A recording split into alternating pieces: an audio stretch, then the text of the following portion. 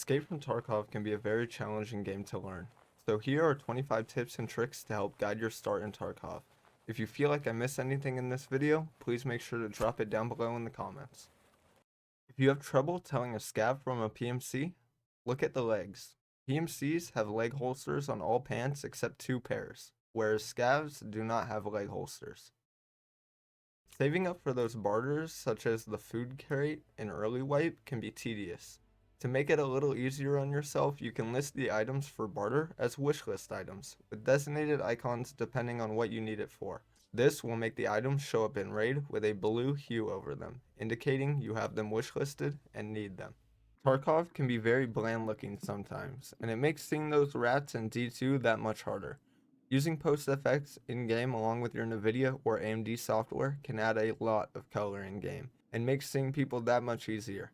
I won't include a full guide on my settings here, but if you want them, make sure to let me know in the comments. Most videos mention these, so I'll just make them one combined tip. Make sure you rebind your discard key. Mine is currently set to Z. This lets you quickly drop items in raid or delete items in your stash. Also make sure you set inspect weapon and fix weapon malfunction to the same key. The way this works is by having inspect weapon on press, which will inspect the weapon when you click it and tell you what malfunction you need to fix. And if you just hold the key for an extra moment and then release it, you can clear your weapon malfunction if fix malfunction is set to release, effectively saving you time and an extra keybind. An honorable mention here is to rebind your drop backpack key, as this will help you regain stamina if overweight or quickly drop your bag before a fight. In Tarkov, your closest friend will be your internet browser. This is only amplified if you have a second monitor. In my opinion, 3 sites you can't go without are Map Genie. As a new player, this site is perfect for learning new maps. It shows you extracts, enemies, loot, spawns, and quest items. You can even filter with the legend to see only what you need. EFT Ammo. This site is perfect for seeing exact metrics when it comes to bullets and armors. And yes, while you can see penetration stats in game, this site gives you more details and is still worth a mention. And finally, the EFT Wiki. The wiki is constantly moderated and updated to make sure accurate information is available for quests and anything else.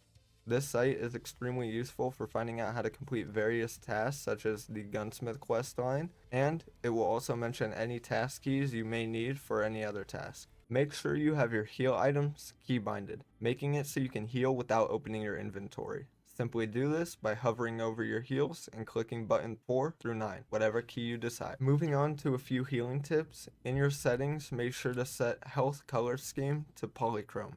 This will make it so the character in the top left corner is green instead of white/gray, making it a lot easier to see your health condition, which leads me into my next tip. With continuous healing now in game, people may be tempted to use it, and while it is useful for when you need to take your hands off your keyboard or do anything in your menu, the quickest way to heal up all of your HP is still to stop your heals. You do this by simply clicking left mouse button once the limb you are healing is fully healed. This will save you a lot of time in the animation, especially if you're healing multiple limbs. The only thing to keep in mind is this will not heal bleeds or fractures, so get those fixed up first.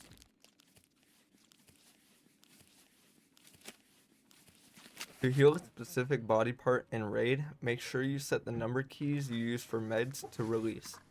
This allows you to hold your heal key down in raid and then use your mouse scroll wheel to select which body part you would like to manage. This is useful if you have a lot of bleeds but want to heal your important limbs first on the run. And make sure you never let your head or thorax black out, because you cannot fix this and any form of damage from this point on will kill you, including dehydration and exhaustion. While it might not be a viable option at the early levels, if you have high level traders or once flea market is open, consider using grizzlies and calyx to heal over Salewas and calyx. This will mean you have to use rigs that have a 4x4 slot in them to keybind your meds and may cost a bit more, but the advantages to this are massive. The Grizzly medkit holds 1800 health points, equivalent to 4.5 Salewas, and also heals fractures, which means you can stop worrying about those. If you live through a decent amount of raids, I believe this is more than worth it, as you'll have meds for multiple raids, and even if you get in a really bad situation, you'll have enough meds to fight it out. Make sure to remove the keybind from check time and set it to check time and exits. This will show you extracts in the raid timer when you click it, instead of needing two keybinds to do the same. You can eat or drink while searching containers and bodies, and can also search or loot while refilling mags. This will save a lot of time while looting or doing other various actions in your inventory. Control plus left click will auto move items between your stash and your character inventory. Alt left click will auto equip items such as guns, armors, and rigs. These keybinds also work when searching containers or looting bodies. Sometimes making money can be hard as a new player, and while I won't make a full loot guide here, a good tip I'd give is to save sugars, Ilyanka chocolate bars, and water filters for flea market when you reach level 15. Each of these items are pretty common in food/tech spawns and range from 30k each to upwards of 100k each, depending on how late it is into wipe, as all of these are needed for crafts in the hideout. Another item I would recommend saving is scav vests. They hold 6 slots worth of loot. These vests are also worth 40k each on flea market. While the game does give an auto sort feature, I recommend not using it. As much as it might be hated, an organized stash is quicker to navigate and get into the next raid over a stash that's all jumbled around. To keep it simple, my advice would be keep armors, helmets, etc. at the bottom of your stash, weapons, ammo, mags, and meds at the top, and then everything else in between. To amplify this, you can stash backpacks inside each other to save room, with the biggest bag being the one that shows, then all smaller bags inside. This is also a good time for me to mention that you can use page up and page down on your keyboard to jump between the top and bottom of your stash. As mentioned earlier with the keybinds, your weapon can malfunction, and while I gave you an easy way to fix it, the best thing to do is to avoid it. Weapon malfunctions can happen for a variety of reasons, but simply, the lower your gun's durability, the higher the chance of having a malfunction. This is pretty easy to avoid if you just check your gun's durability between raids, but keep in mind it can happen for other reasons such as a mag with a high failure to feed chance, so either way you will need to clear your weapon at some point. The chance of malfunctions can also be reduced by leveling up your weapon maintenance skill, which can be done by repairing weapons in the stash using a weapon repair kit. This one is simple. Insure your gear. As a new player, chances are you'll die a lot, but if you use insurance, there's a good chance you'll end up getting most of your kits back. It might cost about 30k to insure a starter kit, but it is worth it. Even if you only get the pack of soft armor back, buying one of those new from Ragman would be about the same price, and you have a chance to get the rest of your kit back like this too. After you kill someone and are checking their loot, to see if their mags are full, simply move them around in the rig.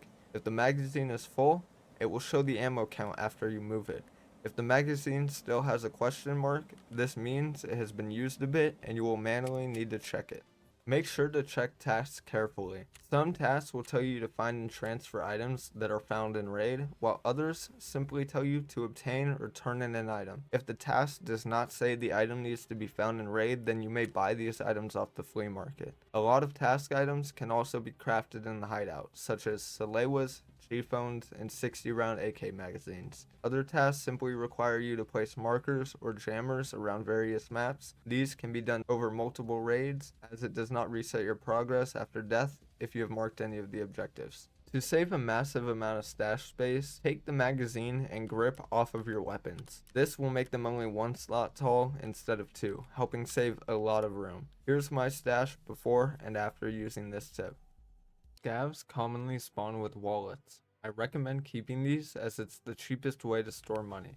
A wallet can hold up to 4 slots, 1 million rubles each, meaning a load-bearing chest rig full of wallets will be able to hold 72 million rubles each, and only takes up 9 inventory slots, whereas a money case only holds 49 million rubles worth in a 3x2 slot. It's also only available on flea market or for therapist barter at level 4. Scavs also commonly spawn with barter items and other task items. Don't be afraid to utilize your scav from time to time. If you're down on rubles or seem to be stuck on a lot of find and transfer tasks, a scav raid can be really beneficial.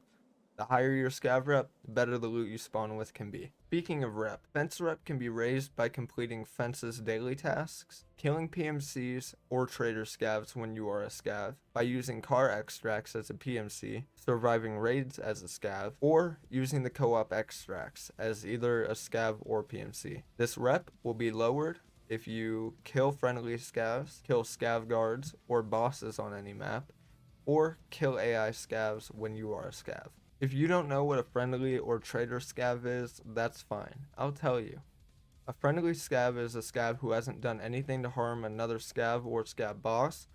A traitor scav is a player scav who has killed other scavs or bosses. As mentioned earlier, if you kill these players, you will earn a bonus reputation for fence as a reward. In my opinion, the most important tip in this video is this one. Turn your overall volume down to 90. This will reduce the ambient noise you hear by a lot, but won't affect footsteps or player movements that much. This is important because at 100%, sometimes the wind will drown out player sounds, especially on maps such as woods or lighthouse, where most of the terrain is outside. And that was 25 tips and tricks to help you start off in this desolate world. If you'd like to see more TARKOV guides or a video on some advanced tips and tricks, let me know down below. And if you enjoyed the video, please consider leaving a like. Thank you, and until next time.